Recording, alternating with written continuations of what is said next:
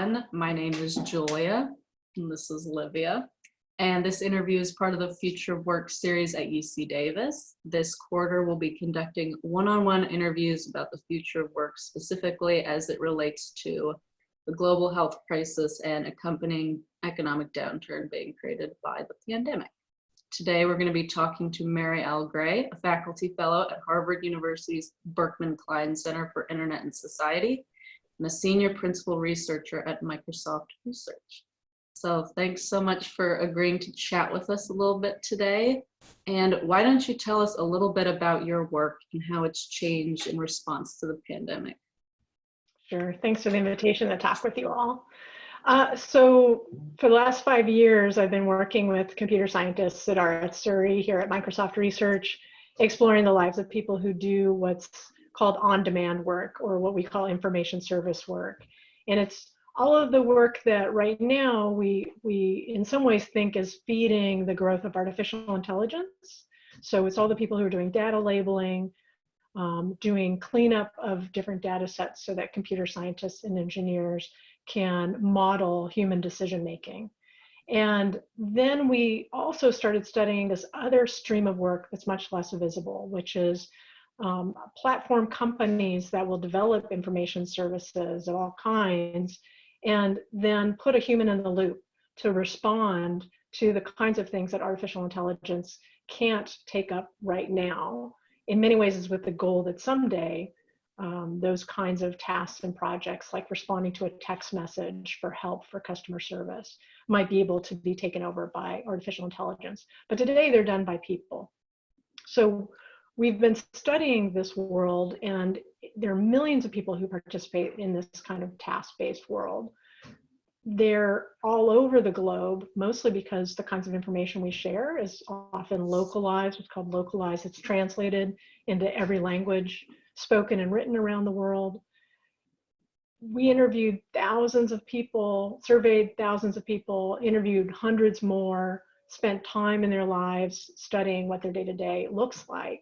And it turns out it looks quite a bit like what it means to be picking up tasks and projects, working from home, trying to put together an income across many different jobs rather than one employer. And I imagine that many people listening to this interview might more closely relate to that experience than they might have before the pandemic hit. That's incredibly fascinating work and relevant to this pandemic. But before we get into your area of expertise and these kinds of labor that you study, I'd like to ask a question that's particularly relevant to students, since our hope is that a lot of students will be watching this. And that question is, what advice would you give to graduating college seniors right now, or those graduating from any program in the year 2020? What skills do you recommend students focus on developing during this time? And I suppose an offshoot of that is your thoughts on graduate school versus going straight into the workforce, given the recession that's about to hit. Yeah, great question. I feel like the research we did showed us that the people who are participating in this task-based project-driven work are typically people who have some, if not 4 years of college education. So it's not a lack of education that lands people in the position of working on tasks and projects. It's much more of a broader echo of what our economy does today. It generates services and information that serve often other companies that are developing products, ideas, entertainment, content of any kind, or are working on projects already commissioned, and they need somebody who can jump in and participate in a team setting to finish a job. So it's really important for anybody in college graduating today to know their training, their education is absolutely relevant. The content itself will constantly change. What everyone leaving college needs to know is that they're going to be looking at a life of continuing education, of lifelong learning. And that might sound trite now, but it's exactly what every student does today. When they're in a class and they don't quite know what the material is teaching them, and they need to find all the other supplementary or auxiliary materials to help them learn everything from coding to understanding a poem. Students are well versed in looking for other kinds of materials, talking with their fellow students to understand what they need to accomplish. So the most important learning that you're getting from your college education is critical thinking. You're learning how to learn. You're learning to identify when you're stuck, and you're learning strategies for getting yourself unstuck. And importantly, that often has to do with, how do I ask somebody the right question? How do I explore something and identify somebody who has more information than me and learn from them? And not just the content of what they know, how do they do what they do? How do they improve on their results? So that's relevant whether you're going into a more technical field that's quantitative, or a more qualitative field where you're having to constantly critique or think through what you're doing. In all cases, you're reflecting on what do you know and how can you learn more. So that will continue to be relevant. If you're trying to make the decision about whether or not to go to graduate school, the reality is, in that most cases, graduate school is fantastic for training you in what is the disciplinary way of seeing the world from that approach, from that tradition. So for example, if you finish an undergraduate degree in computer science and engineering, graduate school pushes you to the place of, I want to develop the new approaches, the new methods for doing computer science and engineering. If you're studying history, the reason to go to graduate school for history is because you want to ask new questions that you just can't resist asking, and that you know that there's something you can contribute from the way that you see the world. Like, those are reasons to pursue graduate school. The other reason to pursue graduate school is because it's wonderful. It is a way of taking pleasure and pride in what it is you can contribute and generate. The reason to continue pressing on to a job market, a traditional job market, is because there are going to be more opportunities to look for places to apply what excites you, what interests you, to pursue practicing things that you may not have gotten to practice in college, and to do it in environments where you can earn an income, but it's going to be driven by a specific task or a specific project commissioned by a business. And the toughest reality that all of us have to face, and that I think the pandemic, unfortunately, is teaching us a quite hard lesson, is that there are many people who are in the position of not having the financial stability of an annual salary. That means that next year they know where their income is coming from. Many people are working on contract in the United States. Many people are working in wage or hourly jobs where they don't know where their next paycheck is coming from if they don't show up the next week. The best thing we can all do for ourselves is start thinking, okay, what education do I need if I don't assume I'm going to have the same employer or the same colleagues or the same work site or the same career? That all of that can change constantly within a matter of months to years. Yeah. And thinking about things in the short term, because we know that job offers have been rescinded, internships have been canceled. Yeah. Do you have any words of encouragement for students who feel that their post-graduation plans have completely fallen apart in the past month? And I suppose this extends to anyone that has lost their jobs recently. Yeah. So my nephew is graduating from college this year. Our first nephew, we have a large group of nieces and nephews, and the first one is graduating this year. He's a senior. And, you know, when I'm thinking of him, or I'm thinking of any of my students who are facing an uncertain future, the first thing I want them to know is they're not alone. This is happening globally, and in many ways really taking in that in most places around the world, this has always been true. Most people do not live in economic circumstances where they finish their college degree and there's a full-time job that is waiting for them.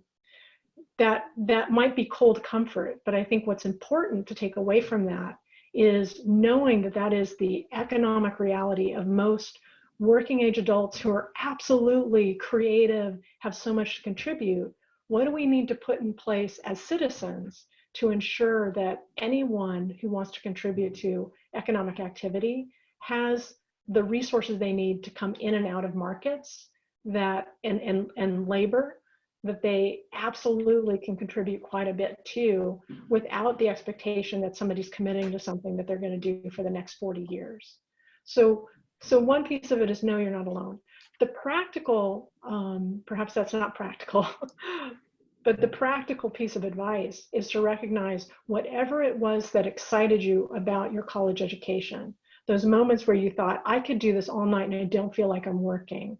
That is the place to focus your attention and see, where are there projects and tasks, not a single employer, but where are there projects and tasks that are being generated by a business, by any independent entrepreneur, by your Main Street, local small businesses, or yourself, who could make that product, that service, that contribution to other people who they imagine, whether they know them personally yet or not, they imagine would see economic value in what they have to offer.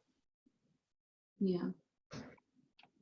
And what would you say to current freshmen, sophomores, and juniors who are feeling an intense pressure right now to reassess their current academic plans and course correct, so to speak, so they can weather the recession? Would you suggest that people start to reevaluate their majors, continue on with their long-term plans? How much should they factor in short-term changes when it comes to planning for the long term? The most important thing a freshman can do right now is start exploring what excites them in their education. To stop looking for the major that they think is going to land them a job when they leave college. Because the most important thing they're going to learn while they're there is what keeps them engaged and what is a good match for what they have to offer. So for example, there are plenty of people who enter the humanities and they actually love math, but they might feel intimidated by it. This is precisely the time to start circling back and saying, what do I love about mathematics? What is it that intimidates me about that? What would I need to do? And particularly in collaboration with others, because it's a huge piece of this puzzle, is learning the capacity to be able to connect with other people to learn what you need to learn. What is it that I can do to pursue the interests I have and the capacity I have in something like mathematics? The same can be said for every other major we could mention in this conversation. So it's really important for somebody who's a freshman to look at what it is that really interests them. If they're not finding anything interesting, that's the problem. So the first order of business is think about, what is it that's lacking from the current kinds of curricula that are available to them? Because odds are very good that somewhere on campus there's a course that would light them up. And the reason I'm stressing that is because the thing that's going to allow them to weather not just this pandemic, but the next recession and the recession after that, and the realities of a growing world of service economies that define our economic relationships globally. I'm going to come back to that in a second, but it's really important to recognize that what's going to allow somebody to weather those moments is having a very clear sense of what keeps them going. What will keep them looking for the job opportunity that interests them, because they know they have so much that they want to do. That's different than talking about passion, by the way. Like this is not about pursue your passion. This is about finding out what are the things that you have capacities to excite you, and making sure they're always a North Star. Because odds are pretty good there are going to be other things you're doing that are supplementing what income you get from that thing that you love doing. Should I offer an example of that? Yes, please. Yes, yeah. Okay. So take your average communication major. those are some of the students I taught at Indiana University. And in many cases, communication majors, they love making interesting, engaging visual content, written content. That's what they love. They love media. Odds are pretty good that you could make some income stream from producing projects around a driving interest in Animal Crossing. Play Animal Crossing, I happen to be playing it right now. So odds are pretty good. You could make a career, or rather you could make, you can't make a career out of contributing to Animal Crossing, but odds are very good that you can generate some income from producing fan fiction for other people who love playing Animal Crossing. That might sound trite, but in fact, you can find enough people online now who share that excitement, that joy. What are the other things that are going to build out your economic life? It could look like creating marketing content for a company that you feel aligns with your values. You know, it's really looking at those other places where you can combine income streams, because what's dramatically changed is that we now have the capacity through platforms to literally source, schedule, manage, ship, and bill any project or task around the internet.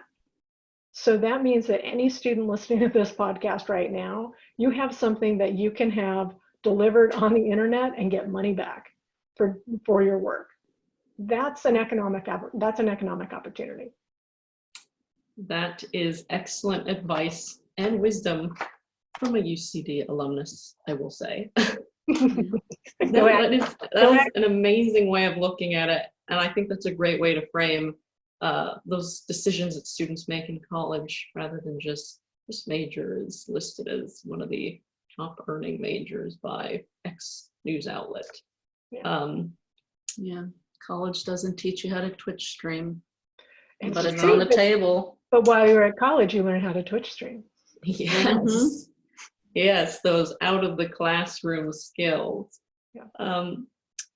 I think I'd like to shift gears a little bit and ask a question that's more speculative than the previous ones, which is, given that we have this two-pronged crisis that's unfolding, the global health crisis on one hand, and then the global economic downturn on the other, what do you think the new normal could look like with respect to this sort of contract work that you were describing earlier, much of it driven by the digital economy?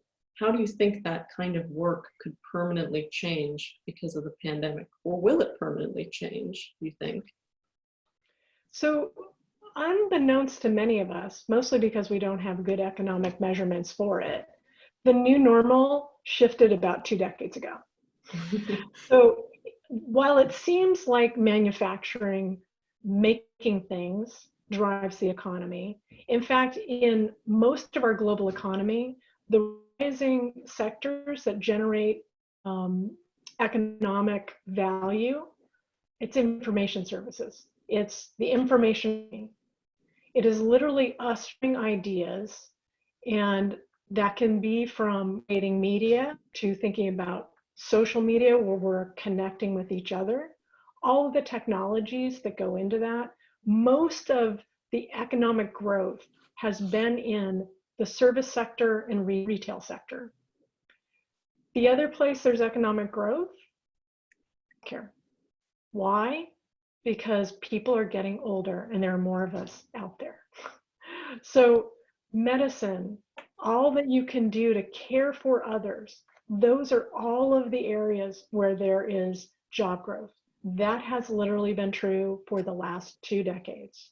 Whenever you hear stories about manufacturing and the rise of the robots and that they're right around the corner, they're going to take your jobs, realize that most of that analysis is built on old measurements that are in place from the 1930s and 40s to look at a factory floor, to see who's fired, who's hired, how long are they there. So step one, realize we don't have the best measurements for understanding what the future of work looks like. What we know from step two, looking at the recent past, is that we have growth in services, we have growth in retail, which is a form of service. It means that I'm selling you something, and the value isn't really the thing, the object. It's really the experience of having that thing. It's the experience of going on a vacation. It's the experience of being able to participate in a book exchange. Like, think about all these myriad places where you have social activity that's built in with some economic activity, where you're paying maybe a monthly fee to have Netflix, then all of the economic activity that happens around the shows that we might watch, right? It sounds trivial, but it turns out that it piles up in terms of economic activity, of people paid to be able to produce content that explains the things that we see. And that realizing that means when you're thinking about post-pandemic, there's so much more economic activity that looks like what it looks like right now. People who do not have full-time jobs, people who are working on projects and tasks for many different employers. They don't have a single work site. They don't have a shared profession or a single way of seeing their careers, that's just constantly evolving. And again, two other really important factors: they're working in teams, because there's really very few information services that come together through one person's effort. It's almost always a collaboration. Or healthcare. Nobody gets better entirely on their own. It's teams of doctors, nurses, nurse navigators, telehealth specialists. They're the ones who piece us back together.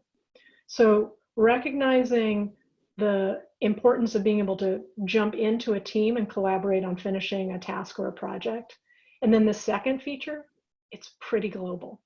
So there's very little remnant from your small Main Street store to your largest multinational that isn't a long, what's called a supply chain, a long chain of different businesses serving other businesses that then produce something for an end consumer. That's how the economy works. That's how it's worked for literally the last 2 decades, more than not. And robots are really good at taking jobs that are not just repetitious, but are structured, where somebody has built a factory floor. So nothing can really surprise the robot. And even then, they're not, foolproof. There's somebody who's, taking care of the robot at night. But do you think that the pandemic is going to rewrite some of the most fundamental laws underwriting the economy? This is the saddest thing, is I hope so, because this is a reckoning. This is acknowledging that it turns out things like broadband, access to the internet, are not just nice to have. They're necessary to economic activity and participation. And things like healthcare, particularly cancer. I'm going to say this super loud to everybody who's watching this in the United States. This is our moment to say it is a public safety necessity to have everyone have access, not just to insurance, but to healthcare. Because there should never be a point at which somebody is choosing between going to a health center to report that they might have something like COVID-19 and saying, I don't want to report that because I can't cover the costs. So the pandemic could be instrumental in everybody waking up to what are those basic set of safety nets of the social contract that we have to rebuild for not just the future of work, but the nature of work now. We have an opportunity to literally rethink everything from employment insurance, which right now is called unemployment insurance. But guess what? If you're working on projects and tasks, you're never unemployed. You're literally never unemployed. You're between projects and tasks. So rethinking what it means to make sure that people can come and go in our economy and are not tied to a firm that just happens to pay good benefits. That is all of the work that starting now we can say, what did we actually need? Not just to weather staying in place, but literally be able to keep our economic activity going. And one more thought on that. I don't know if you all are watching all the images of different cities from Beijing to Los Angeles. and seeing what a difference it makes when you don't have everybody commuting. This isn't just a way of addressing the economic realities or the terror of a pandemic. It's recognizing, in terms of addressing our climate needs, we have to have a shift that recognizes the value of people being able to work at a distance, but collaboratively, because there's so much we could do to benefit ourselves, our communities, and the globe moving forward with that awareness. I'd like to expand a little bit on what you're saying about the pandemic being a reckoning. Although it's obviously creating a lot of social ills and shining a light on existing problems, you could also argue that it's paving the way for positive social transformations. So, how can students turn these problems into opportunities? And what career advice would you give to students who want to help solve some of the problems being exposed by this pandemic, or at least structuring some of their early career decisions around addressing some of these issues? So, it's so hard to think about this moment and imagine anything other than getting through it. And I think that's particularly true, that's really true for all of us. I think about students who are trying to learn in environments that many of their teachers were not taught to use as learning environments. I think about all the capacity that students bring to those experiences, because they are quite comfortable being able to talk with each other and work collaboratively in online settings. So, taking lessons from that and really recognizing that what we could be doing with this moment, particularly what students could be doing, is taking stock of what do they want to change in the 2020 election, in all their local elections. What are the things that they want to advocate for that they now can see, not just that they need it, but look at their parents, look at their grandparents. What do they need? Because as citizens, that is exactly what we get to ask of our private sector and our government. So I think the hardest thing is that, for the most part, at least this has been my experience, the last decade or more has felt like an experience of not feeling like it's okay to ask for the things I need from my government. And I think we've all gotten used to imagining that something like economic inequality, for example, is beyond the hope of a government to address. The end of this research, it became so clear to me that there is no market fix for the lives in which we're living right now. And I take you to history. So thinking about this task-based project-driven work, it looks a lot like the history of piecework in an industrial era, when in those cases, looms, textiles couldn't finish mass manufactured shirts, for example. They couldn't put the flourish, the button, or the bow on a shirt and send it to market. They had to send the shirts out to family farms and have people sitting around their tables sewing the buttons and the bows onto those shirts.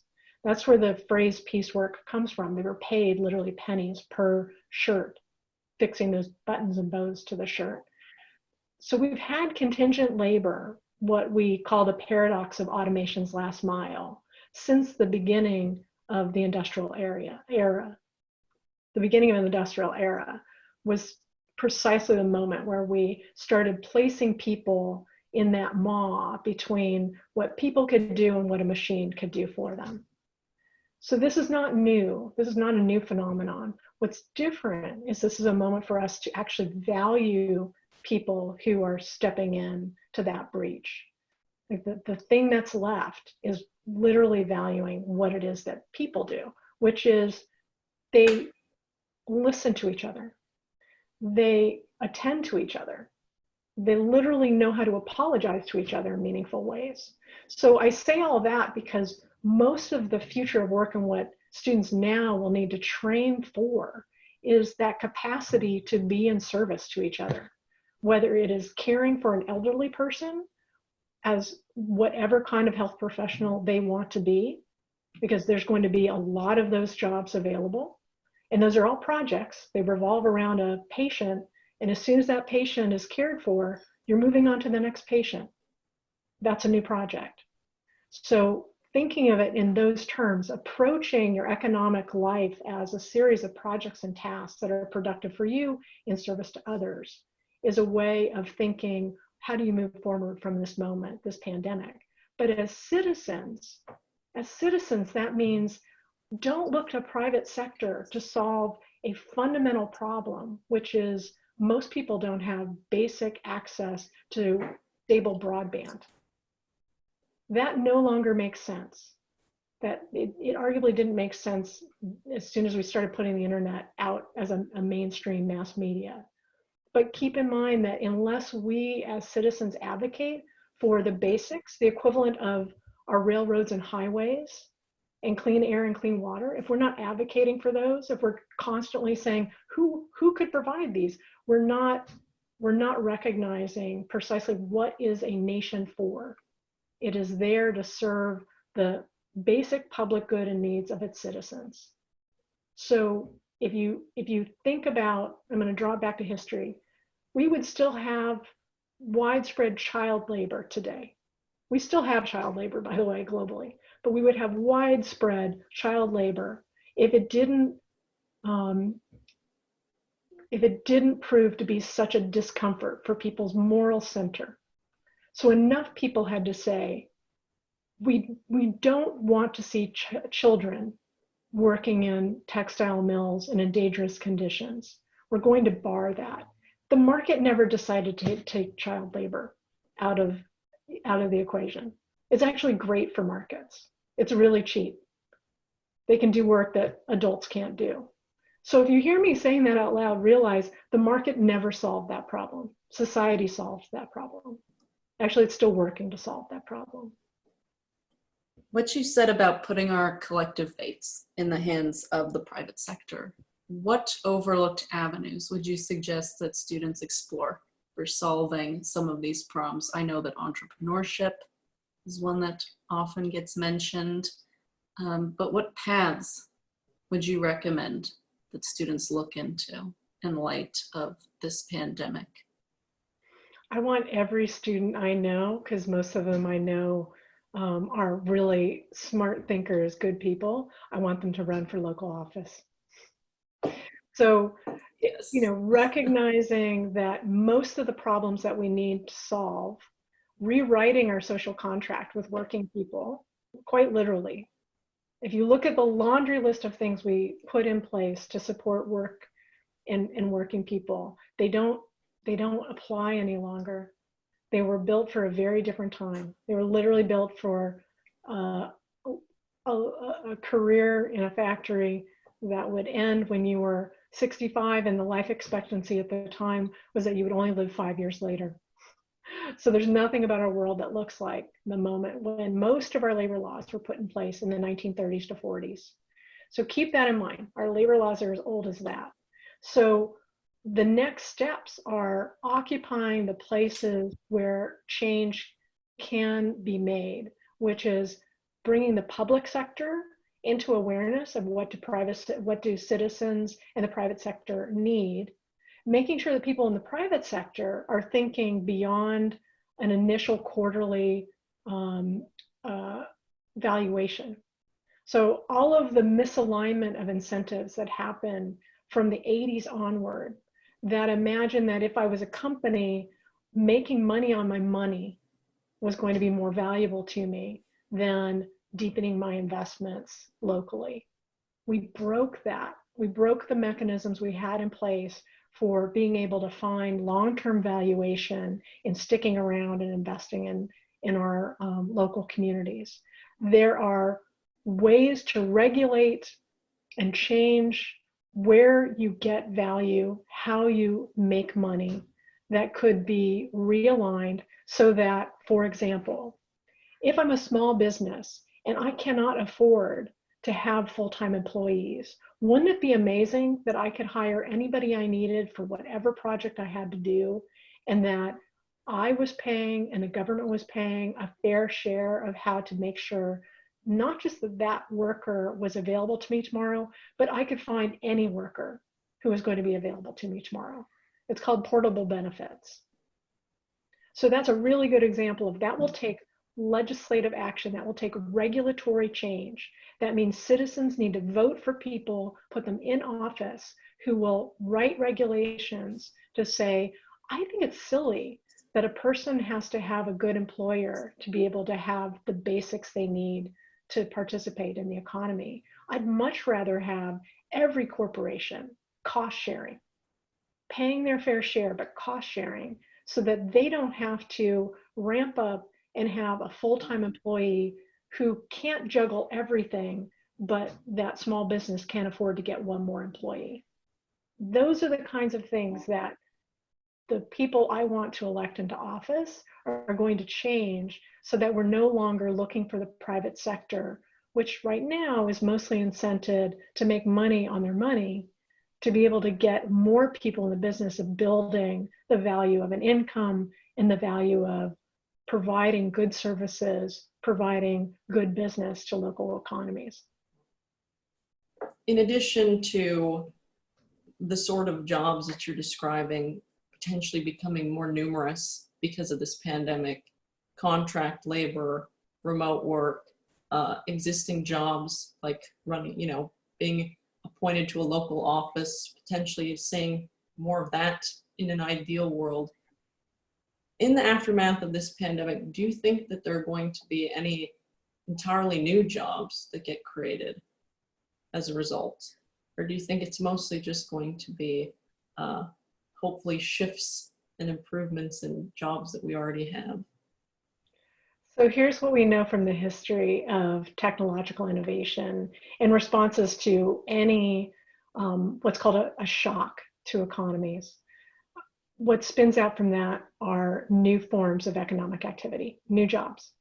So I have every bit of not just hope, but a strong sense of the statistical likelihood that we will see new jobs that come out of this crisis, precisely because addressing the crisis will require entirely new ways of approaching problems. So if 10 years ago I had said to anyone, there's this job, you make economic value out of something called content moderation, no one would have had any idea what that was.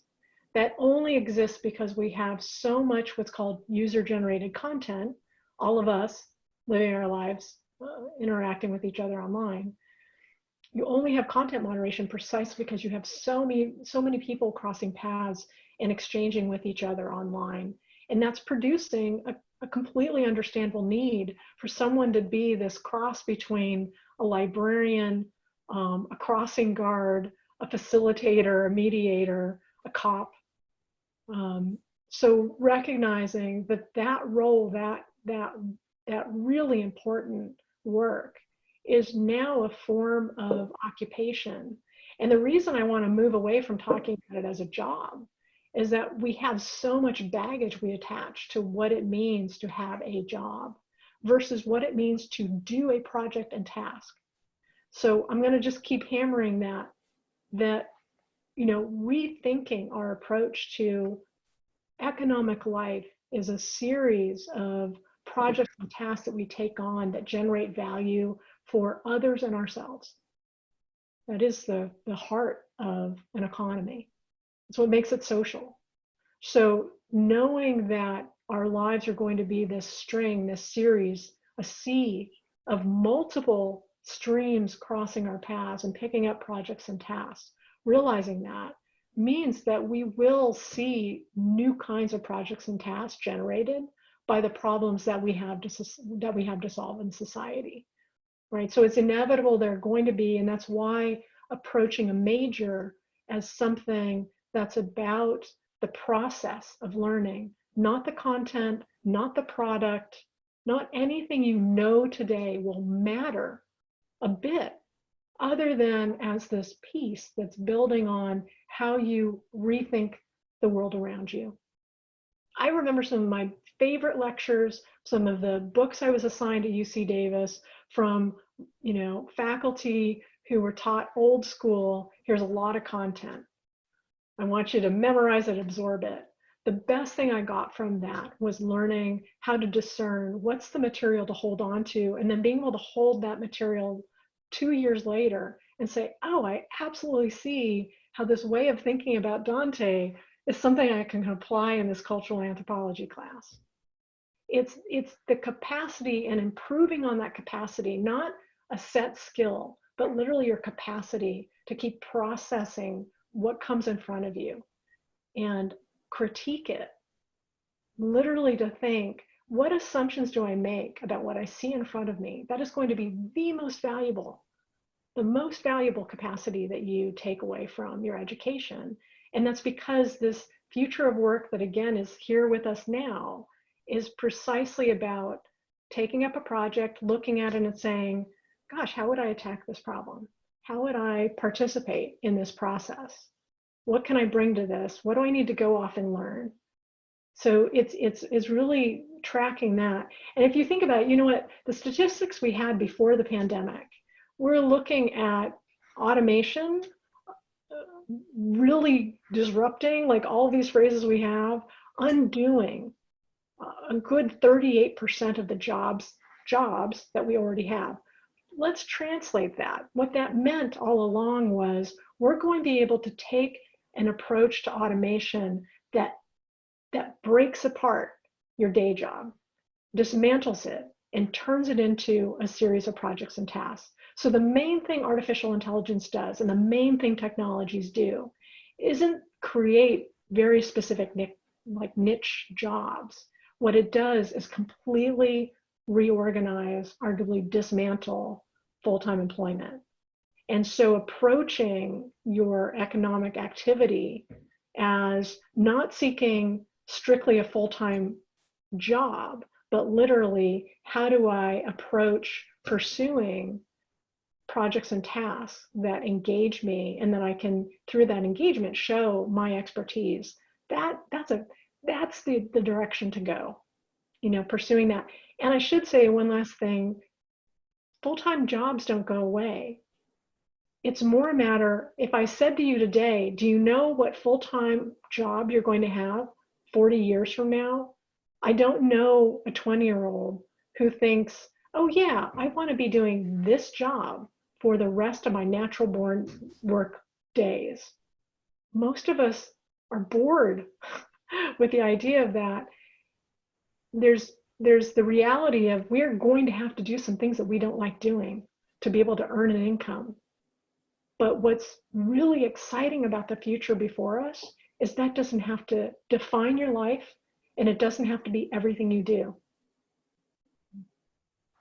Before we move towards wrapping up, I'd really like to ask you one more question about how we do work specifically. And I think this is something that students are very interested in, and non-students as well. Anyone who's getting a taste of what it would be like to do most, if not all, of your work remotely. So in the future, work is obviously probably not going to be completely remote, but it's probably not going to go back to exactly what it was either before this pandemic started. It's probably going to be a mix between the two, some online, some in person. What do you personally think an ideal arrangement, an ideal balance would look like? So what we learned from our research was that it was fairly common to have mixed teams of full-time employees who are perhaps charged with leading a project, and contract workers, people on demand, who are doing different pieces of that work. And it wasn't uncommon for them to have to get together in an online meeting like this, be able to check in and effectively use these check-ins, standing meetings, virtual standing meetings, as a way to make sure, are we on the right path? Is our timeline right? Do we have what we need to complete what we're trying to complete? So what we can imagine is that what's going to persist and perhaps expand is that more people are going to participate precisely in those regular, fairly hopefully low impact meetings where we're just checking in. We're making sure, do we have what we need? Is there anything else that somebody needs to bring up? So I think that's important to realize, because up to this point, anybody full-time, the main thing that really defined them was that they were at a specific work site. It's not going to be obvious anymore that as many people need to do that for every day of the week. This might sound small, but I bet a number of people listening are experiencing this. It's really important to set up your home office. So I have to say, at the end of my research, one of the things that I just really stayed in my mind were the number of people who had fairly half-baked work setups. And then I realized during, as the pandemic hit, I didn't have a good work setup. So it's thinking about those details of what creates space for you that allows you to do work, and also recognizing that many of us are going to want to still go out and get some fresh air. So imagining the mix of locations where we're going to be contributing to these team meetings is certainly going to be part of the picture. I think striking the right balance, I actually think one of the most critical things that we learned in the research is that everybody finds their way to what balance makes the most sense for them. So for example, we had folks, we call them always on, who had effectively turned projects and task-based work into a full-time job. They had several different clients that were streams of income, and they pieced them together. They're working 40, 60 hours a week, easily, sometimes more than that, depending on their needs. And it was defined by their economic needs. But we had a large group of people. They were really, in many cases, like 35% of the workforces on these platforms that we called regulars, who were working under constraints. They weren't pursuing task-based, project-driven work because they liked flexibility. That's the biggest myth out there. What they needed was to be able to organize their work life precisely around other commitments to family, particularly young parents, moms who are taking care of children, taking care of elders.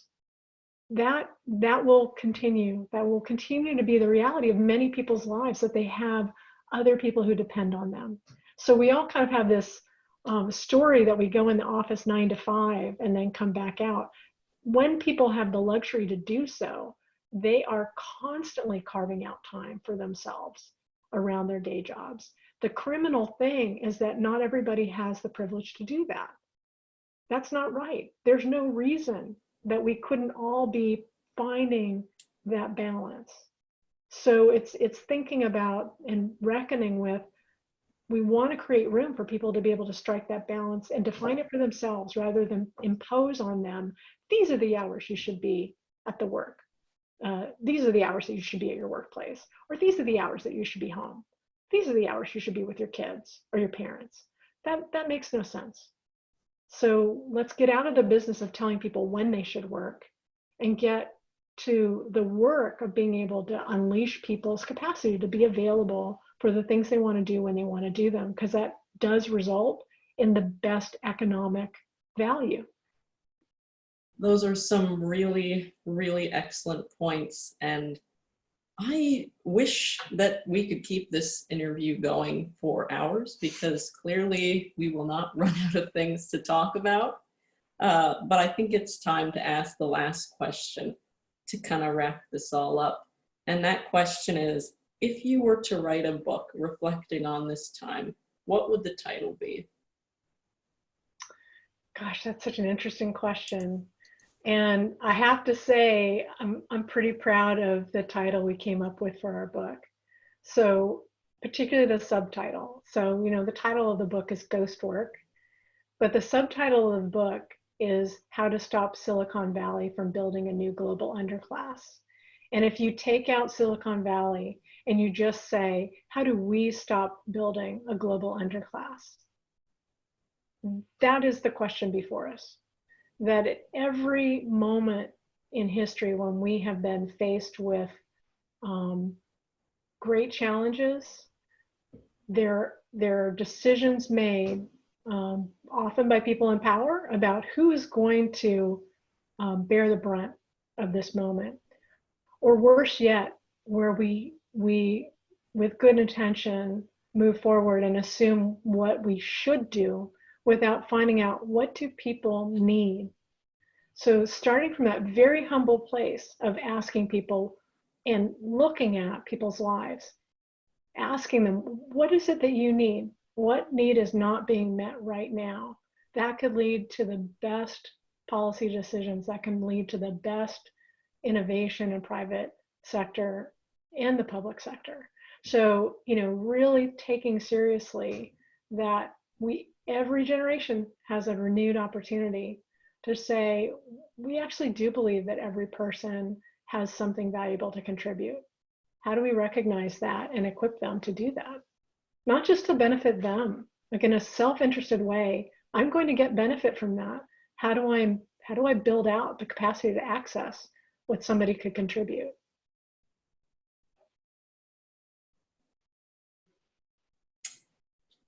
Food for thought. That was so great. A little bit of a shameless book plug, but I think people should be reading the book, so that doesn't make it shameless at all. Exactly. So thank you so much, Dr. Gray, for agreeing to participate in this project. We really appreciate it. I think this was an amazing interview and has so much great information for students. Thank you so much. Thank you. Thanks for the invitation.